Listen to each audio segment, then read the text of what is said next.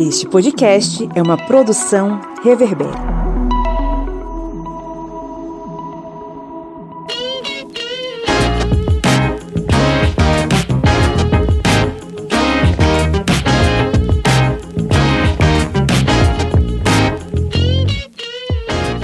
Olá, ouvintes! Está entrando no ar mais uma vez o seu podcast sobre as ciências humanas, essa trincheira final contra o Império da Ignorância, esse podcast de história pública, de política e outras cositas más que a gente tiver a fim de falar. Eu sou o Pablo Magalhães e mais uma vez estou aqui, acompanhado de você que nos ouve, trazendo esse conteúdo para abrilhantar a sua corrida matinal, você aí que está lavando os pratos, você aí que está estudando, você que está, sei lá, caminhando, indo para sua escola, para o seu trabalho. Seja bem-vindo mais uma vez ao Historiante. Eu estou aqui acompanhado dele, o homem que montou um soviete na beira do Rio São Francisco e desde então acompanha as coisas que acontecem na Latinoamérica com muita apreensão. O camarada Kleber Roberto. E aí, pessoal, beleza?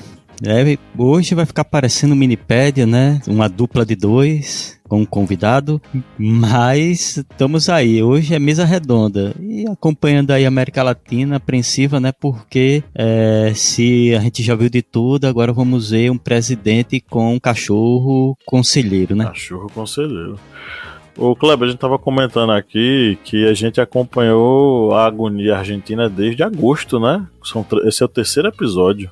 Desde quando Milei ganhou a prévia, depois o primeiro turno argentino e agora esse pós-segundo turno na eleição argentina. E a gente vê realmente que o pessoal não aprende não, viu? Porque tiveram na fronteira aqui o Brasil como exemplo dessa ideia de ultrapopulismo de extrema direita, com aquelas pitadas de neoliberalismo. Teve o exemplo de algo que não deu certo, mas a gente não pensaram assim, bom, vamos tentar, vamos ver se isso que deu errado vai se repetir. É a ciência, né? Não consigo entender. Você no início acreditava que ele ia ganhar? No início, no primeiro turno, até com a vitória de Massa, deu aquela esperança. Mas quando a gente sabe que toda a direita, extrema-direita, centro-direita, todo mundo se uniu em prol de um mesmo candidato, aí fica um peso político muito forte, porque essa ideia de política, de um político dizer eu sou antipolítico, não quero alianças com políticos, isso é tudo balela. Milei fez uma grande aliança com quem poderia se aliar com ele e conseguiu uma grande fatia do eleitorado. É um papo bem batido já, né? É um papo papo a gente já conhece, calejado, e não só aqui no Brasil, né? Um papo de fora. Enfim, são muitas coisas foram muitas coisas que aconteceram, como a gente falou, né? Vem acompanhando essa agonia desde agosto e, enfim, né? Agora não tem mais como chorar o leite derramado.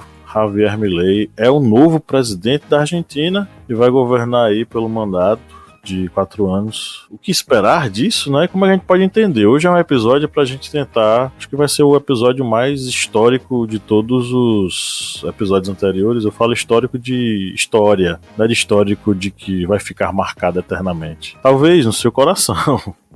Mas vai ficar marcado, a gente tá falando que é histórico porque a gente vai pegar um pouquinho sobre esse histórico político argentino e como isso conduziu os argentinos a hoje a eleição de um cara que representa um ideal extremamente complicado, que é o ideal da extrema-direita, né? Que está ressurgindo nesses últimos anos. E só para comentar sobre essa questão de como é a política que a gente sempre vê, as coisas que Milei já disse. Ele estava naquele negócio que não ia ter aliança com comunistas, com esquerdistas, já convidou Lula, né, para sua posse. O presidente Xi Jinping da China mandou as congratulações, ele agradeceu, mandou o muito obrigado para Xi Jinping e uma saudação especial para o povo chinês. Já disse que a inflação não vai ser derrubada tão rapidamente, vai esperar no mínimo 2 anos. Ou seja, todo o discursinho de política para ser eleito, ele, digamos, em uma semana ele já jogou para debaixo do tapete. Pois é. Mas antes de a gente entrar no nosso conteúdo, vamos para alguns recadinhos. Primeiro de todos eles, você que nos ouve há algum tempo já ouviu isso algumas vezes aqui em episódios passados. Mas se você gosta do Historiante, se você curte o nosso projeto, se você acha bacana, tem formas de você contribuir com a gente, tá? Uma delas é de graça. Você vai dar 5 estrelas no seu aplicativo preferido, ou dar um like, seja lá o que for. Ativa o sininho para receber as notificações toda vez que a gente tiver episódio novo. E, obviamente, compartilha com a tua galera no seu aplicativo de mensagens preferido. Pode ser o WhatsApp, pode ser o aplicativo de mensagens do iPhone. Enfim, manda, compartilha no Instagram, no Facebook, no X, né? Compartilha onde você quiser. Mande o link desse episódio e do próprio podcast como um todo para sua galera, seu círculo de amizades. Isso vai ajudar e muito a gente a amplificar a nossa voz. Agora, se você já fez isso tudo e ainda quer ajudar mais, dá para ajudar mais com R$4 mensais. Através do apoia.se/historiante, através do aplicativo da Aurelo, o melhor aplicativo que você pode utilizar para ouvir podcasts, tá? Inclusive, a Aurelo é o único aplicativo que auxilia, remunera os produtores de conteúdo independentes. Ou pelo Pix do Historiante, o historiante@gmail.com. Com R$4 mensais, nessas 3 formas que eu acabei de dizer, você nos ajuda a manter o projeto. De quebra, recebe conteúdo exclusivo, participa do nosso grupo secreto e participa do sorteio mensal de livros da nossa querida editora parceira, né, Cleber Roberto? Isso mesmo, pessoal. Estamos aí com um código promocional que temos junto com a editora Contexto, editora parceira do Historiante, e o código promocional é Historiante20, e com ele vocês podem adquirir seus livros diretamente no site da editora Contexto, e vocês podem adquirir, por exemplo, um combo, uma grande coleção de livros falando sobre as relações internacionais. São 11 livros e esse grande combo ele está disponível na editora Contexto. Mas se vocês quiserem, não, eu não quero uma leitura muito grande, eu quero uma leitura menor porque eu estou com pouco tempo, você pode adquirir vários livros que tem na editora Contexto. Vocês podem adquirir, por exemplo, o livro Pré-História do Brasil, que é um livro pequeno, mas que vocês vão entender muito sobre a pré-história e os primeiros habitantes do Brasil, e entender essa parte da história que é tão importante, a história dos primeiros habitantes deste território. E vocês podem adquirir esses livros diretamente do site da editora Contexto. E lembre-se que vocês têm aí também um desconto que pode chegar a 20%, utilizando o cupom de desconto Historiante20. É isso aí. Visite o site da editora Contexto, compre seu livro, né, adquira um dos livros usando o cupom de desconto, ou então participe do nosso sorteio mensal de livros, vai ser bacana.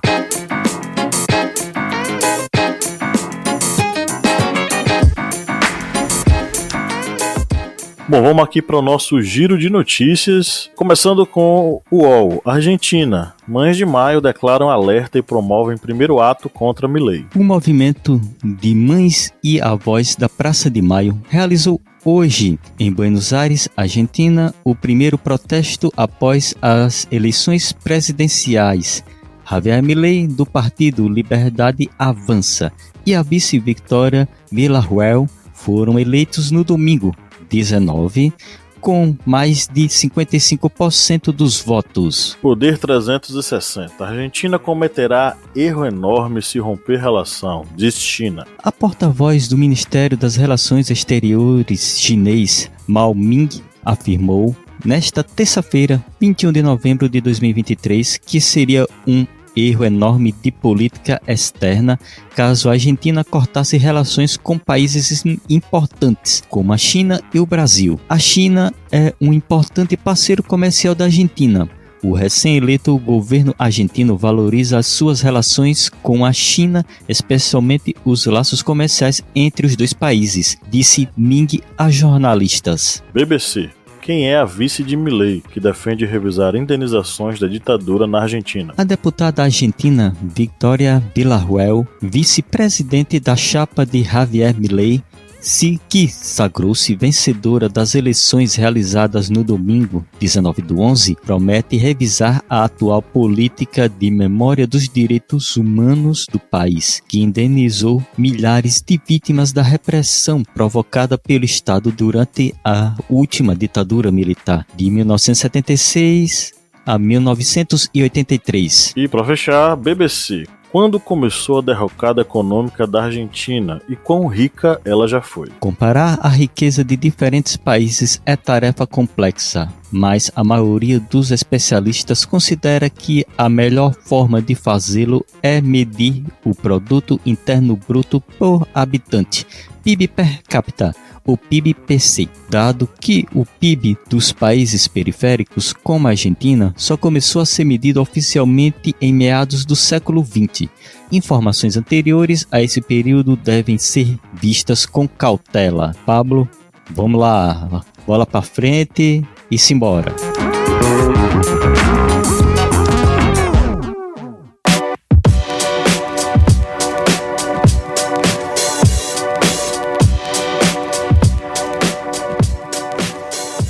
Vamos aqui para o nosso editorial, que hoje é uma matéria do Le Monde Diplomatique. Essa matéria é assinada pela Júlia Almeida da Silva. A Júlia é pesquisadora e atualmente moradora da Argentina, realizando trabalho de campo sobre as eleições que aconteceram agora, né? Ela é autora do livro A Militarização da Política no Brasil Contemporâneo, é doutoranda em Direito pela USP, mestre em Direito pela UFRJ e pesquisadora lá da USP, além de professora da AMB Morumbi. Vamos lá para o texto dela aqui. Alguns dos principais tabloides do mundo têm definido Milei como um libertário ou liberal radical, que não faria parte das expressões da extrema-direita mundial, mas que estaria dentro da agenda de um liberal ou neoliberal. Essa caracterização tem como argumento central o suposto fato de que a campanha pública do candidato não tem como principais componentes pautas da agenda neoconservadora, como antifeminismo, anti-LGBTQI+, racismo, política do ódio, relação com setores armados e incentivo ao armamento, dentre outros. E definem de forma bastante marcada outros fenômenos da extrema-direita mundial. O artigo, né, que eu estou lendo aqui para vocês, a Júlia, vai necessariamente mostrar o oposto. Para essa pesquisadora, a candidatura do Milei e da Villarruel, que é a coligação A Liberdade Avança, ela representou uma faceta importante da extrema-direita sul-americana e, como tal, tem como um de seus pilares movimentos de cunho neoconservador e autoritário. E aí, ao longo do artigo, a Júlia vai levantar diversos exemplos de como esse Javier Milei ele binga a cartela da extrema-direita na América Latina. A primeira coisa que ela vai elencar aqui é a antipolítica. Na Argentina, é possível determinar que o tecido social autoritário próprio também foi essencial para a possibilidade do avanço de Milei. As condições para o crescimento da extrema-direita já existiam antes da própria candidatura se expressar. E isso é o que demonstram importantes pesquisas do Laboratório de Estudos sobre Democracia e Autoritarismos, o LEDA, ligado à Universidade Nacional de San Martín, e que tem como diretor o professor Ezequiel Ipa. Os resultados dos levantamentos realizados indicam que os efeitos da crise econômica têm sido relacionados, por parte expressiva da população, à manutenção de uma casta política, associações já observadas em pesquisas qualificadas em 2021. Outro dado bastante relevante das pesquisas é o crescimento no seio da sociedade argentina, apontado pelo projeto de pesquisa plurianual, o CONICET, de uma leitura que enxerga a justiça social como privilégio a um determinado grupo, que suga os recursos estatais, revelando um enfraquecimento social de um paradigma de solidariedade. Por isso, quando Milei diz que a justiça social é um roubo, ele encontra eco em uma geração, especialmente jovens, que rechaçam políticas de seguridade social por as associarem à injustiça social. Olha só que coisa absurda, né? Outra coisa aqui colocada, ela vai elencar, é o lugar da igreja e da religiosidade. Embora não haja contornos religiosos diretos na atuação de Milei, e em verdade a Igreja Católica Argentina tenha resistências à sua candidatura, setores importantes da igreja chegam a fazer oposição pública ao candidato que ridicularizou o Papa Francisco um dia desse. Há uma relação com a expressão cultural da agenda católica e a construção da organicidade de uma agenda neoconservadora na Argentina. A Igreja Católica foi uma importante articuladora dos movimentos contrários à legalização do aborto lá no país, contribuindo para a construção de novas entidades e grupos conservadores que também ganharam força nas últimas décadas, mas que foram se desvinculando de uma relação direta com a religião. Nesse aspecto, o caso argentino apresenta diferenças como é observado aqui no Brasil. O neoconservadorismo brasileiro ele tem entre seus pilares as igrejas evangélicas e o neopentecostalismo. Não é o caso lá dos argentinos, que não registram um crescimento significativo de igrejas e adeptos dessa matriz religiosa. Contudo, como a Júlia falou, ainda há uma relação muito forte entre as questões dos direitos religiosos e a atuação do Milei, até porque a pauta dele também é conservadora.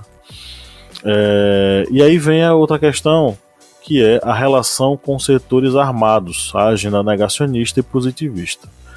Uma pergunta muito importante, ainda com poucos elementos para a resposta, é a relação da candidatura de Milei e Villarruel com a questão da memória, verdade e justiça e com setores militares ou policiais.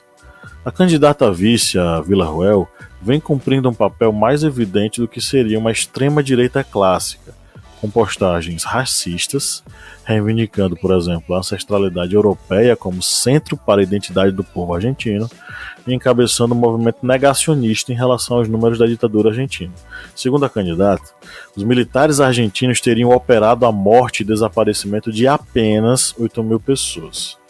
A Associação Civil A Voz da Praça de Maio defende que foram ao menos 30.000 pessoas assassinadas ou desaparecidas. É esse inclusive o número que Milei cita em posicionamentos públicos sobre o tema. Vale observar ainda que Villarruel é de família de militares. Essa agenda irrompe uma cadeia importante de acúmulos da sociedade argentina acerca do tema, ameaçando consensos e avanços dos movimentos de direitos humanos e de vítimas e familiares.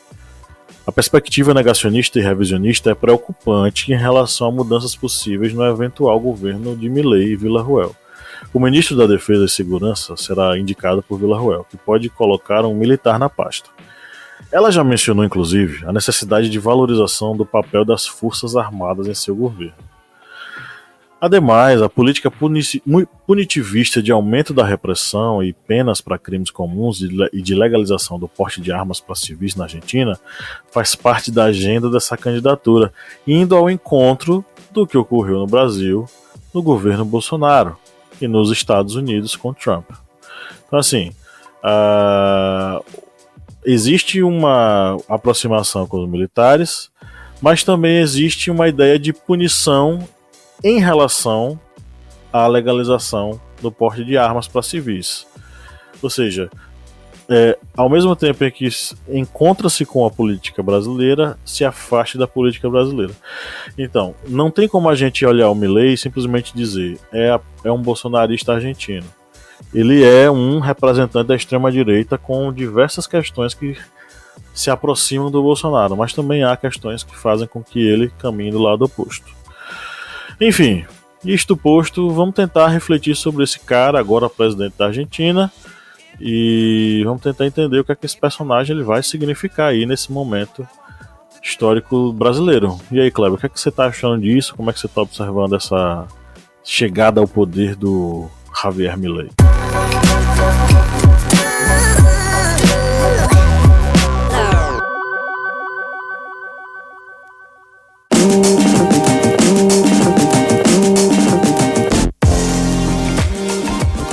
O que a gente percebe com essa eleição do Milei é algo que ocorreu aqui no Brasil. A gente tem que deixar bem claro que são coisas distintas, o Milei do Bolsonaro, porque muitas vezes muitas pessoas querem botar tudo no mesmo bojo, assim, no mesmo barco. Isso aqui é tudo a mesma coisa. isso aqui é a comprovação que a história é cíclica, ou seja, fazem, digamos, toda essa analogia.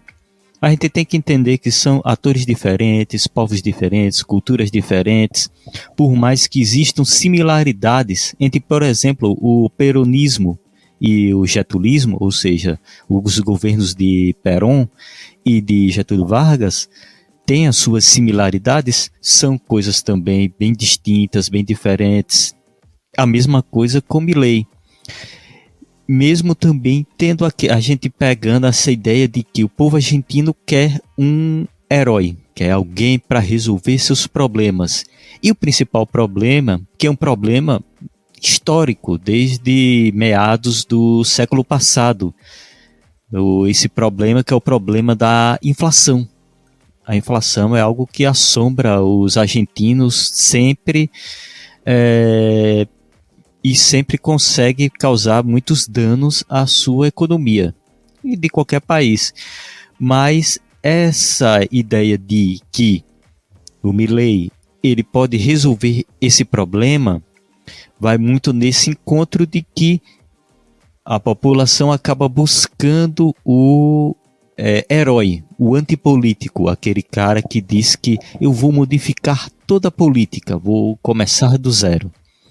E sabemos muito bem que isso não existe dentro da política. Então, essa ideia de que alguém possa resolver esse problema histórico com relação à inflação argentina e uma pessoa possa resolver isso rapidamente é algo bem complicado. O próprio Milei já até declarou em entrevistas agora recentes, nessa semana que estamos gravando esse podcast, de que não consegue resolver o problema da inflação argentina em menos de 2 anos.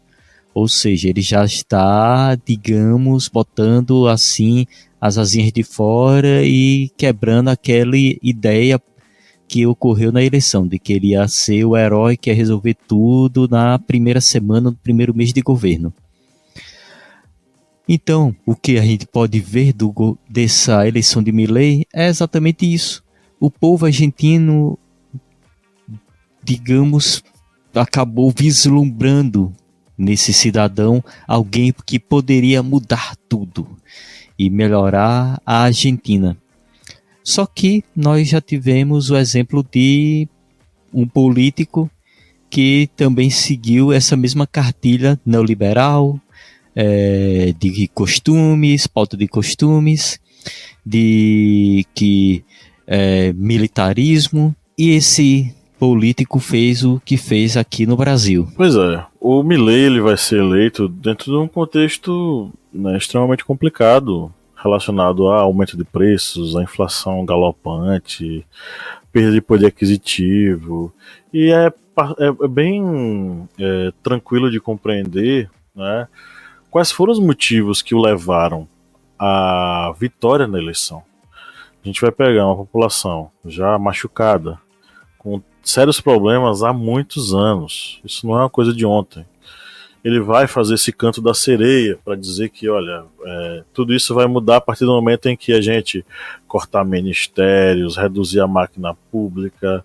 Aí vem aquele discurso neoliberaloide, bem característico desses tipos de políticos ultradireitistas que vêm no ultraliberalismo a salvação para um Estado inchado, né? E isso vai acabar convencendo muitas pessoas. Ele vai falar uma coisa, inclusive, no meio das eleições, que vai ser muito sintomática, né? Ele vai chegar lá no palanque e vai dizer que a Argentina começou o século XX como o país mais rico do mundo e hoje tem 40% de pobres e 10% indigentes. O Javier Milei ele vai falar isso, ele vai repetir isso outras vezes também, né? Reproduzindo um conceito que está impregnado no subconsciente dos argentinos, né? Que os argentinos, a nação argentina, submersa aí há décadas de crises, de sucessivas crises econômicas, que essa Argentina ela já foi uma superpotência mundial, né? Agora, realmente, de fato, né, a gente passando a régua, isso é verdade? Aí a BBC ela fez uma matéria bem interessante aqui, né? Só a título de informação, hoje a Argentina ocupa o 66º lugar das economias mundiais, né? Quão rica a Argentina foi? O levantamento foi feito tendo como base o projeto Madison. Esse projeto Madison, só para contextualizar aqui, tá? Cadê? Opa, pronto. É uma base de dados que usa diferentes estatísticas econômicas históricas para medir o PIB, né, que no passado ele fez, que era o PIB daquela época, né, o PIB do passado, né, o PIB que foi praticado, que foi produzido em determinado momento histórico. Né. Em 2018, essa série estatística do projeto Madison, que foi criada pelo economista britânico Angus Madison, né, e é mantida até hoje pela Universidade de Groningen, na Holanda. Em 2018, esse sistema estimou que a Argentina foi o país mais rico do mundo em 1896 e que permaneceu entre os mais ricos nas primeiras décadas do século XX. Assim, essa metodologia ela foi muito questionada por diversos historiadores econômicos.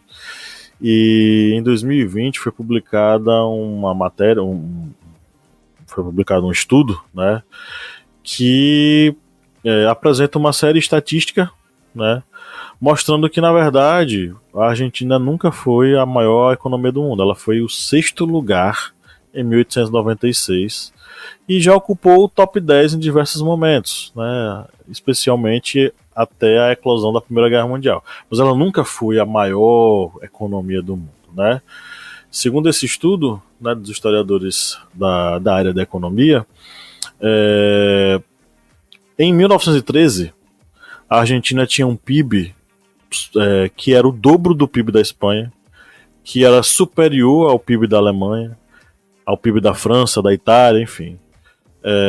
Além de ser superior também à economia chinesa, à economia japonesa, enfim.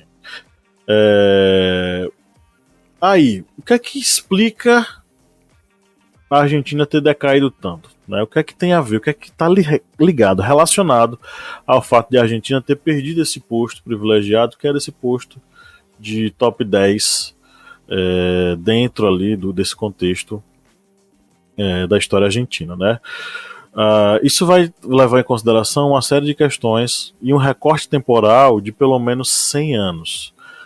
Durante 100 anos, né, a gente vai assistir a um processo de, vamos dizer assim, empobrecimento coletivo do PIB argentino, que vai levar em consideração uma série de questões, né, desde medidas populistas, a manutenção de uma desigualdade social absurda, a manutenção, por exemplo, do analfabetismo na sociedade brasileira, na sociedade argentina, enfim, além de pesados empréstimos no exterior para manter a nação,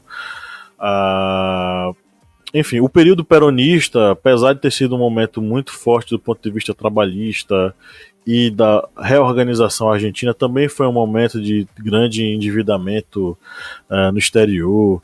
Então, um recorte de 100 anos explica o que vai acontecer na Argentina. Uma Argentina que vai passar tanto por governos ditos populistas, né, que é como é chamado o peronismo, um movimento liderado por Juan Domingo Perón, que vai ser presidente da Argentina entre 46 e 55 e entre 73 e 74, né, e que vai tomar medidas fundamentais diante por exemplo, em 1929 a gente vai ter a crise da Bolsa, né, de Nova York, que vai derrubar praticamente as bolsas no mundo inteiro, né? Praticamente não, vai derrubar, acho que os únicos países que vão sair ilesos disso, ou talvez a única nação a sair ilesa disso, vai ser a União Soviética, porque ela está participando de um outro processo político-econômico e sua economia ela não é uma economia interligada com o mercado capitalista mundial. Diante desse processo é que Perón, assumindo o poder, ele vai tomar uma série de medidas relacionadas aos trabalhadores argentinos, relacionadas ao desenvolvimento da sociedade de bem-estar social, e vai, de certo modo, aí manter a Argentina unida, organizada em torno desse ideal peronista, em torno desse ideal populista na Argentina nesse momento. Então, assim, a gente vai ter um processo muito longo de empobrecimento argentino que não pode ser explicado assim de uma forma tão simplista.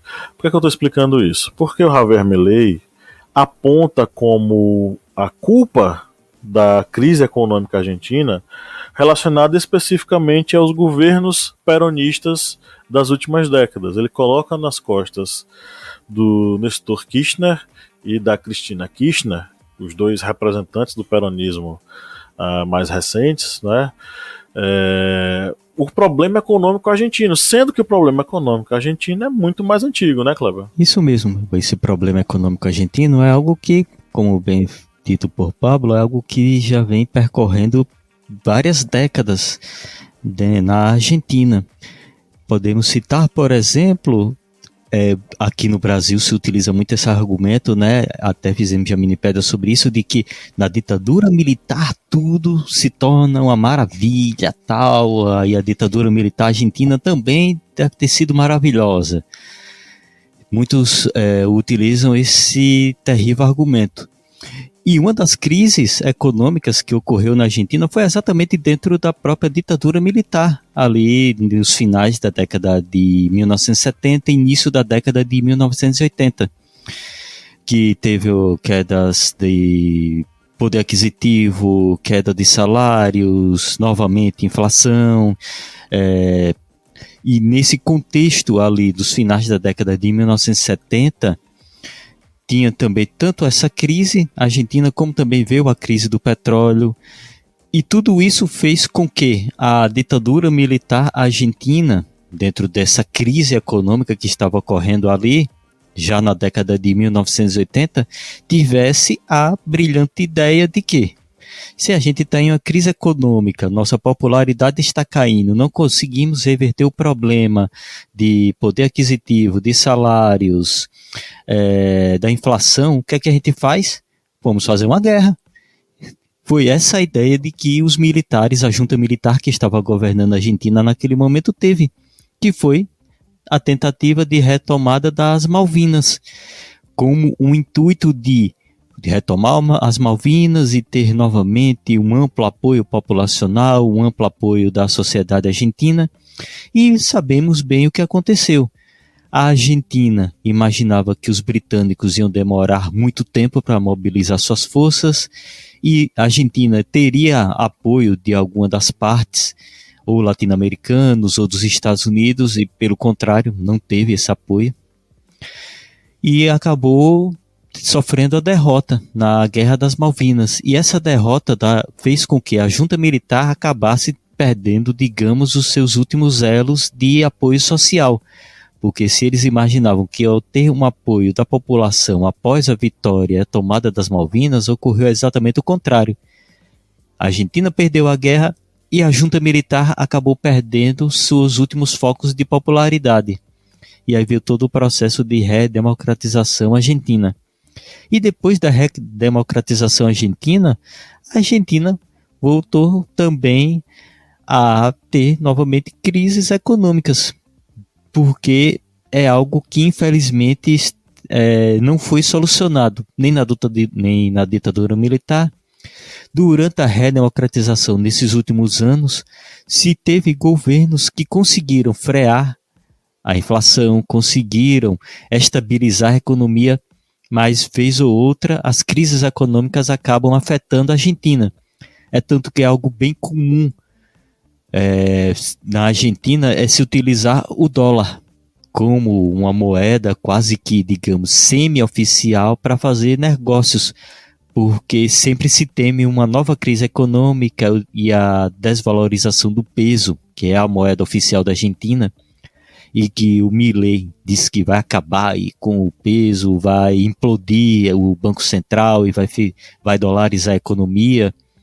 E muitas economias que foram dolarizadas também tiveram no início ali um excelente, mas posteriormente ocorreu crises econômicas, porque reduz o poder aquisitivo da população, vincular toda a sua economia ao dólar, acaba fazendo com que haja uma concentração de renda muito grande das pessoas que têm o poder aquisitivo de ter bastante dólares.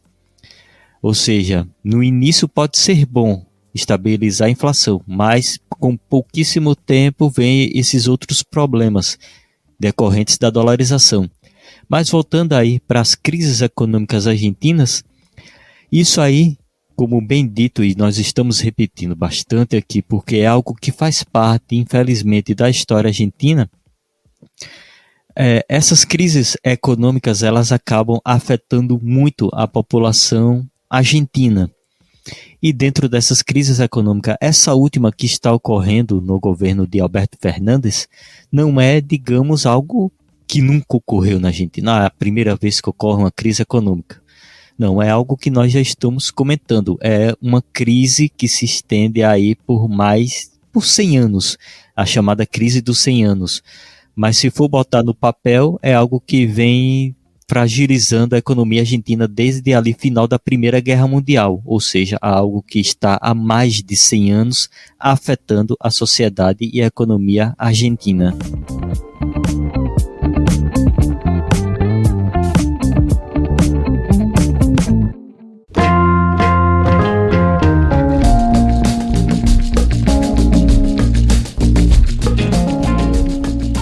A gente viu que o Milei, ele se opôs claramente, né? Eu acredito que vocês, quem está ouvindo aqui o podcast, tenha acompanhado, que Milei foi a oposição ao peronismo, né? O peronismo é esse movimento político, advindo ainda do Perón, né, que eu mencionei anteriormente, e que historicamente ele está ligado com as classes trabalhadoras, as massas trabalhadoras. Porque o Perón ele vai realmente ser esse político que vai surgir do ponto de vista trabalhista, ele vai se colocar aliado dos trabalhadores, das massas, das classes trabalhadoras, e vai propor uma série de benefícios e melhorias para essa sociedade, né? O Perón ele vai manter um diálogo aberto, por exemplo, com sindicatos, e vai, a partir de 1947, né, vai passar a surgir, aparecer para esses trabalhadores como com a imagem de Estado benfeitor, né, porque ele vai financiar, né, uma série de obras de grande magnitude, criação de escolas, lares para idosos, para órfãos, centros médicos, distribuição de alimentos, estímulo também ao turismo e aos esportes, vai realizar campeonatos infantis juvenis de dimensão nacional, enfim, esse Estado ele vai surgir, ele vai se apresentar como um defensor, como um aliado das classes trabalhadoras, né? Tanto que quando acontece a primeira tentativa de golpe, né, que foi uma conspiração contra Perón, que aconteceu em 1945, e o Perón vai preso na ilha de Martim Garcia, a reação a essa prisão foi imediata, especialmente da Confederação Geral do Trabalho. Os trabalhadores eles vão se organizar e vão lá lutar pela liberdade do Perón. Então, assim, o peronismo ele vai surgir como esse movimento político aliado aos trabalhadores, em defesa desses trabalhadores, que vai trazer de fato uma série de benefícios aos trabalhadores e à sociedade como um todo, vai surgir como esse Estado benfeitor para proteger a população e vai angariar das oligarquias tradicionais, muito ódio. É esse ódio que vai mobilizá-la, a elite oligárquica, mas também aos militares, vai instigá-los a organizar um golpe de Estado, né? E isso vai acontecer na Argentina. Então, assim, o Perón ele vai, né, promover uma série de melhorias na sociedade, mas também vai ter o seu caráter, seu traço autoritário, né? Ele vai se estabelecer também como um governo autoritário, vai perseguir seus críticos, E, obviamente, né, ele vai tentar se manter no poder, coisa que ele não vai conseguir ao fim e ao cabo. Há quem aproxime o peronismo com o getulismo, né? A gente teve aqui um representante dessa ideia paternalista ou populista, como você queira chamar, que foi o Getúlio Vargas, que empreendeu uma série de melhorias do ponto de vista trabalhista, que de fato melhorou em muito a condição de vida das classes operárias, ao mesmo tempo em que ele instituiu uma ditadura, que foi a ditadura do Estado Novo, buscou se manter no poder e, né, a todo custo ele, enfim, tentou estabelecer-se quase que eternamente na liderança do país, coisa que não aconteceu, mas que marcou profundamente a sociedade brasileira, né? Hoje o peronismo ele tem a representação ainda na Cristina Kirchner e em determinados políticos ali, o Alberto Fernandes, o próprio Massa, que foi o candidato contra o Milei. Eles serão esses herdeiros do peronismo. Talvez o personagem maior, mais importante, é o Nestor Kirchner, né, que já não está vivo, era o marido da Cristina Kirchner. Essa corrente peronista hoje ela se apresenta como uma corrente progressista, uma corrente relativamente de esquerda ou centro-esquerda, como você queira colocar, mas que necessariamente está do lado dos trabalhadores. E foi essa corrente que perdeu. Por quê? Porque houve uma estratégia, né, Kleber, de associar esse tipo de política àquela ideia de velha política, a política que nos conduziu a crise, né? Isso mesmo, sempre se dá a ideia de que a velha política, e muitas vezes essa velha política pode ser aquela velha política em que há uma, digamos, tenta se desvincular de algumas ideias que não sejam libertárias, que não sejam do liberalismo econômico, ou seja, se dá essa ideia de que aquele velho acaba sendo populista, ou que foi muito ruim, que não teve um grande governo, mas temos que ter em mente também que, como dito anteriormente, o governo entre Vargas e Perón tem suas diferenças e suas proximidades. Essa questão dessa ligação tão grande que Perón teve com os trabalhadores, ao mesmo tempo em que tinha aquela rédea curta com sindicatos para evitar movimentos populares, aquele controle maior para evitar, digamos, qualquer movimento de rebelião, é algo que nós podemos perceber suas similaridades com o Estado Novo, o governo de Getúlio Vargas. Mas novamente ressalvando que são coisas bem distintas umas das outras. A única coisa que podemos pegar é essa ideia de populismo.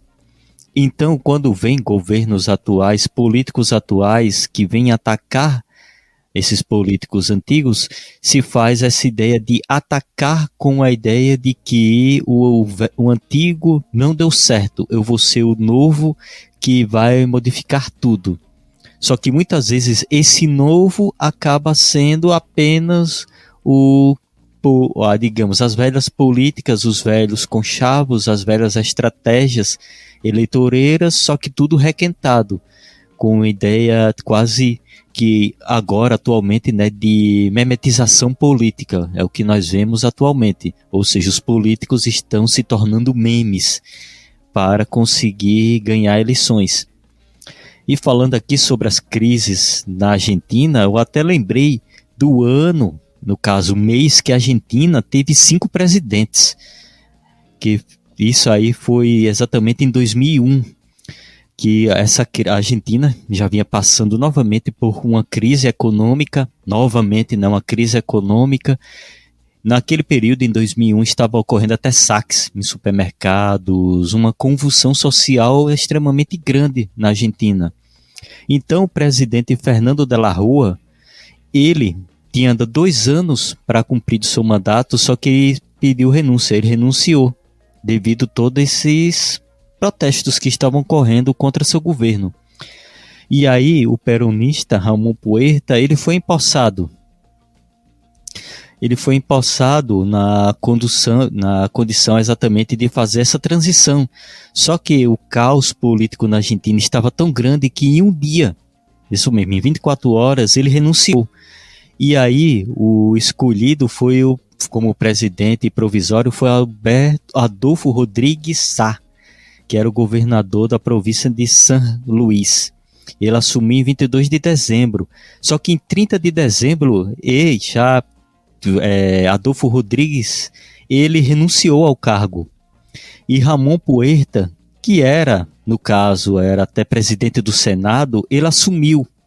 Só que ele assumiu por apenas 15 minutos. Já no dia 31 de dezembro, Eduardo Camaño, que era presidente da Câmara, ele assumiu como interino na Argentina. E ele assumiu exatamente para fazer a transição depois da renúncia do presidente do Senado.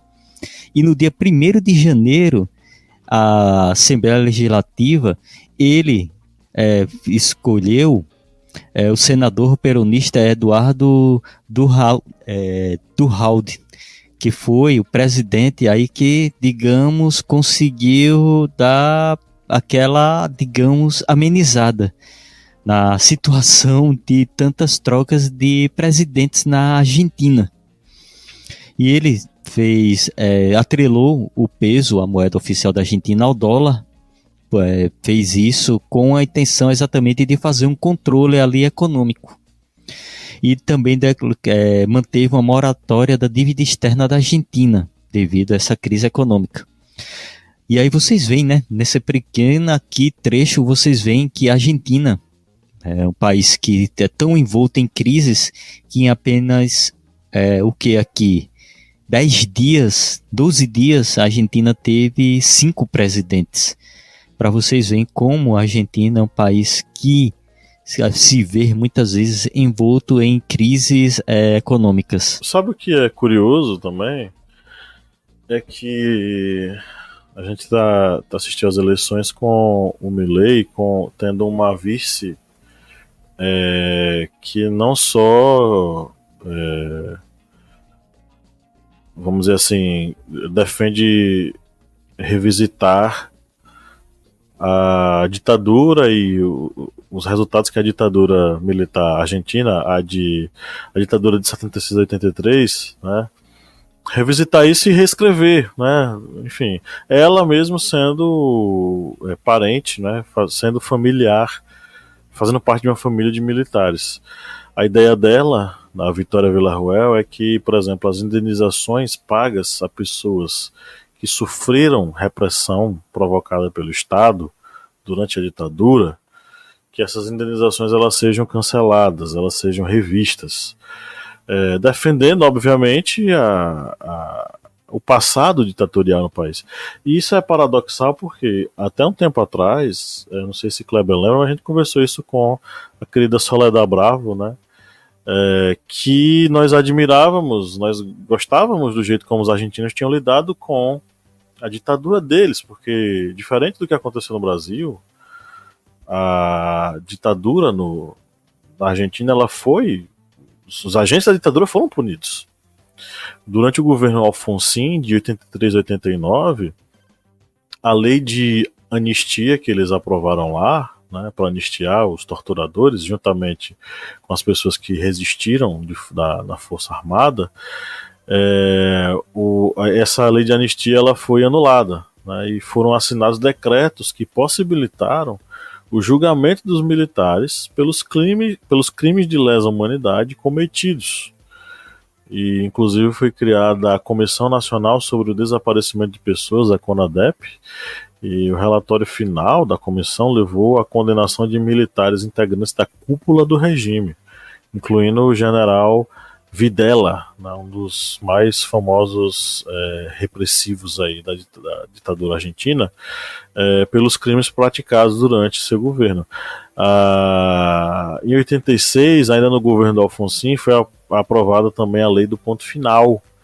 Ela sancionava a impunidade dos militares interrompendo os processos judiciais. Isso tudo foi retomado no governo Néstor Kirchner entre 2003 e 2017, que vai anular essa lei do ponto final e vai reabrir os processos contra os repressores da ditadura argentina. Então, os dados disponibilizados pela Procuradoria de Crimes de Lesa Humanidade, lá da Argentina, diz que até dezembro de 2017, 200 julgamentos condenatórios por delitos cometidos por esses agentes da ditadura, incluindo a sentença de condenação do ditador Videla à prisão perpétua em 2010, tudo isso foi realizado, né? E os argentinos resolveram esse processo, né? Viraram essa página da história argentina com louvor, porque puniu os agressores, puniu os repressores. Mas aí me vem um candidato que se elege como uma vice, que defende a ditadura, um candidato que quer destruir com todas os programas de seguridade social, avanços adquiridos pelo peronismo, apesar de o peronismo ele ter trazido muito do endividamento externo e de problemas econômicos, sim, tá? O peronismo ele vai ser responsável por isso. Ao mesmo tempo é que ele vai trazer melhorias para a condição de vida dos trabalhadores. Aí vem esse candidato que promove todo esse retrocesso. Sua vice, que quer revisitar as questões da ditadura militar que já tinham sido resolvidas. Ou seja, estamos diante de um quadro, um cenário apocalíptico, né, Kleber? Isso mesmo, porque a gente vê toda essa questão política na Argentina, um presidente que, é sério, é um meme eleito, a vice-presidente que quer trazer todo um revisionismo aí, só que um revisionismo às avessas, que vai de encontro até mesmo com digamos, a própria história argentina, que é algo que a gente até comenta que foi algo louvável da Argentina, essa, digamos, luta e julgamento que eles fizeram contra todos os desmandos da ditadura militar, todas as pessoas que estavam ali encabeçando a violência na ditadura militar. E nós vemos com uma vice-presidente em que ela acaba citando que a ditadura matou só quantos mil mesmos que ela citou, Pablo? 8. Parece até brincadeira, né? Porque uma vice-presidente chega, além de ser negacionista, ainda diz, não, só matou 8 mil pessoas. Ou seja... como se 8 fosse pouco, né? Como se 8 fosse pouco. É isso que eu fico pensando. Se um governo, para se manter no poder, matou 8 pessoas, já tá errado. Imagina ter matado 8 mil e a pessoa dizer assim como se fosse... matou 8 mil.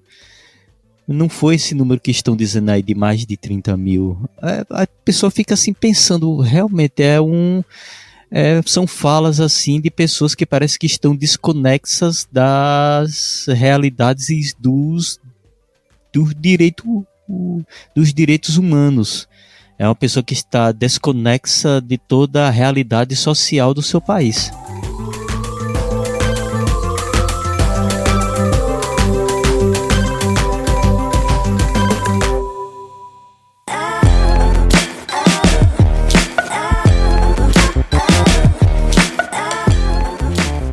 Caminhando aqui para o final do nosso podcast, nosso episódio, vamos agora para as nossas indicações, vamos para esse momento agora aqui de sugestões que nós vamos fazer para vocês, nossos ouvintes. Essa área de indicações é um oferecimento a pessoas que mantêm o nosso projeto no ar, que são os nossos apoiadores. Isso mesmo, esta área aqui de indicações é um oferecimento que fazemos aos apoiadores do Historiante. Pessoas que acreditam aqui no projeto Historiante e fazem seu apoio através do apoia.se/historiante, através do Pix Historiante, que é ohistoriante@gmail.com, ou através do aplicativo Orelo, que é um aplicativo simples e fácil e que você pode baixar no seu celular para fazer sua maratona aí de podcasts e fazer seu apoio através do Orelo. E estas indicações nós vamos oferecer aqui para Carolina Iê e Eduardo dos Santos Silva. Para vocês e para todos os outros, um muito obrigado. Agradecemos muito o apoio de vocês que acreditam aqui no Historiante. Então já vou emendar aqui as minhas indicações. E vou indicar aqui um filme que eu acho que já citei uma outra vez, mas vale a pena citar novamente porque é um filme que retrata esse exemplo que nós utilizamos com relação a o que a Argentina fez depois da ditadura, que foi julgar os seus criminosos, que é o filme Argentina 1985, que é um filme que é baseado em fatos reais, que é inspirado na história de Júlio Strássera e Luiz Moreno Ocampo, que foram promotores que fizeram parte do processo de julgamento das juntas militares que governaram a Argentina ali dentro do período da ditadura militar. E esse filme ele vai retratar também a questão da pressão dos militares e de alas políticas quando eles estavam fazendo ali toda a investigação dos comandantes, das pessoas que estavam liderando estas juntas. E este filme ele retrata todo este processo, esse julgamento que durou muito tempo, mas que foi atrás aí dos seus, digamos, criminosos, dos algozes da sociedade argentina. Então vale muito a pena assistir o filme Argentina 1985. E como aqui dicas musicais, eu vou indicar duas músicas. Uma da banda norte-americana Kamelot, que é uma música de metal melódico Farewell, que é aquele metal melódico clássico. E outra música, que já é uma música com referências históricas, que é a música Crystal Night, da banda alemã Masterplan.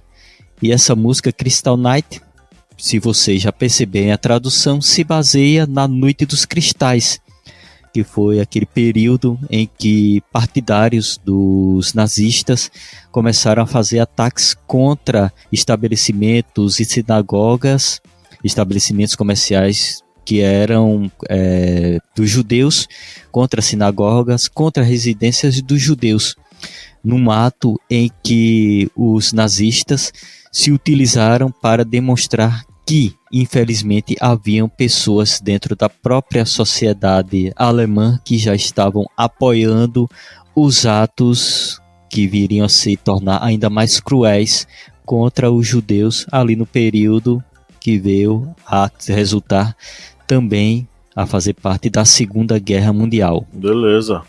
Bom, eu vou sugerir para que vocês assistam La História Oficial. É um filme de 1985, foi dirigido pelo Luis Puenzo e ele é um filme bastante interessante, bastante triste também, né? Se passa no período da ditadura militar na Argentina, e ele vai contar a história, né, de uma professora da classe média argentina, né? Ela convive com pessoas de esquerda e de direita, mas ela não conhece as tragédias pessoais geradas pelo período ditatorial em seus próprios pais, né? Enfim, ela é uma mãe atenciosa, uma criança com a filha dela, que é a Gabi. Essa Gabi ela foi adotada, trazida para sua casa pelo seu marido Roberto. E, enfim, a vida parece tranquila e tal, tudo por aí vai. Só que aí a professora de história, a Alicia, né, nossa personagem principal, ela vai descobrir que a filha ela tem um segredo. A criança, ela faz parte de um grande segredo. O segredo de que seus pais, né, os originais, os pais biológicos dessa criança, eles eram militantes assassinados pela máquina de repressão do regime autoritário argentino. É um filme muito bacana, muito interessante, de 1985, que vale a pena assistir para conhecer essa história de pessoas que sofreram com a ditadura, pessoas que desapareceram com a ditadura e o destino que seus filhos tiveram. Quando os pais guerrilheiros morrem, para onde vão seus filhos, seus pequenos, né? Quando a família não consegue lhes manter em casa. Então é um filme bastante interessante para você acompanhar. Para nossa playlist vai aí a música Vem e Vai, do 5 a Seco e da Thor Brandileone, e o Velho e a Flor, do Toquinho e da Júlia B. Ficam aí as indicações para seu final de semana e chegamos ao final de mais uma gravação de podcast. Os trancos e barrancos, Kleber Roberto. Abemos podcast? Abemos podcast. Subiu fumaça branca. Pois é. Entre mortos e feridos, sobrevivemos. E pra você que ouviu a gente de novo até o final, cara, você não sabe o quanto a gente é grato pela sua companhia aqui a cada episódio, sabe? Receba nosso abraço afetuoso, saiba que a gente te considera pra caramba e é por você que a gente liga os microfones para fazer episódios aqui no Historiante a cada semana. E com isso, nós chegamos ao final de mais um episódio e no 3 vamos dar o nosso tchau coletivo. 1, 2, 3, tchau!